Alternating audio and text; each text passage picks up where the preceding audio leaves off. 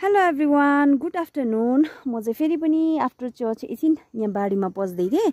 हेर्नुहोस् न कस्तो राम्रो फुलेको छ यो के पो भन्छ, मैले साह्रै मनपर्ने के पो भन्छ यो मुला है, सेतो खालको मुलाको बिउ राखेको थियो। यस्तो दामी छ, हेर्नुहोस् न रुख जस्तो भएको छ, कुत्रो कुत्रो भएको छ। अनि यसको फलाइ त नि मेरो हाइटलाई पनि जित्छ, त्यस्तो दामी फल्छ। यो चाहिँ विशेष चाहिँ यो कहाँको बिउ हो त भन्दा चाहिँ यो थापाडाँडाकै, मैले थापाडाँडाको अङ्कलकोदेखि पहिला किनेको, निकै भयो, अब 4-5 वर्ष भयो होला। अनि मैले फलाएर बिउ यसरी राख्छु नि त डेली। कस्तो दामी 2 बोट मात्रै राखेको रुख जस्तो छ, हेर्नुहोस् त। अनि अर्को बिउ चाहिँ के को छ भनेर त्यो पनि देखाउँछु है म। अर्को बिउ चाहिँ सागको बिउ हो। यो साग पनि एकदमै राम्रो छ। अनि 3टा बोट राखेको छु, 3टा बोटले चाहिँ यत्रो ठुलो ढाकिराखेको छ। हेर्नुहोस् त यस्तो दामी भइराखेको छ। मेरो चाहिँ कस्तो मजाको भएको। यिनीहरूको त फल पनि अब कति धेरै हुन्छ। भोलिपछि हामीले नि अचार खाँदा पनि हुन्छ, यसको दानालाई अचार टिपेर खाँदा पनि हुन्छ। फुल हेर्नुहोस् न कस्तो दामी फुल छ नि, यो एकदमै लभली छ। 1 बोट 2 बोट 3 बोट, योसँग 4 बोट रहेछ। 4 बोट चाहिँ मेरो सागको बिउ छ। हामीले जे कुरा पनि रोप्दाखेरि बिउ राख्न चाहिँ बिर्सिनु हुँदैन भनेर बोजूले भन्नुहुँदै थियो। सबै खायो भने चाहिँ पछिको लागि हुँदैन अरे, सोच्नुपर्छ अरे।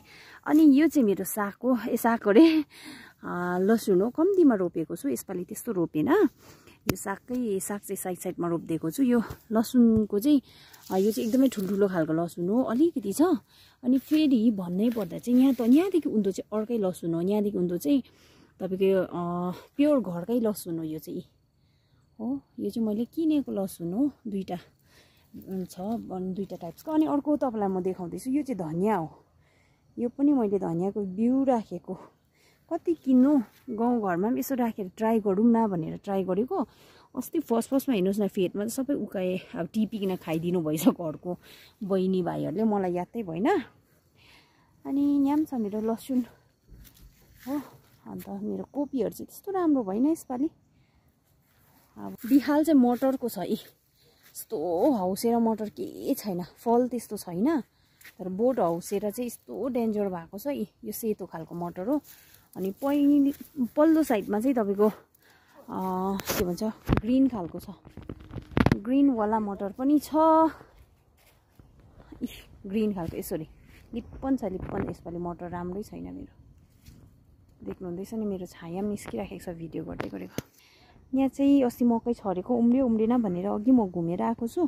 यस्तो अघि चाहिँ गडाङ गुडुङ होइन, हावा आएर पानी परेर, तर एकैछिनमा यस्तो हुन्छ। मौसम भनेको चाहिँ के ठेगाना हुँदैन। कम त दामी भएको छैन अहिले भर्खरै फेरि। कस्तो मजाको उज्यालो, सुनसान छ है गाउँघर। हेर्नुहोस् त तल छ हाम्रो छिमेकीको घरहरू, तल कस्तो दामी निस्क्यो है।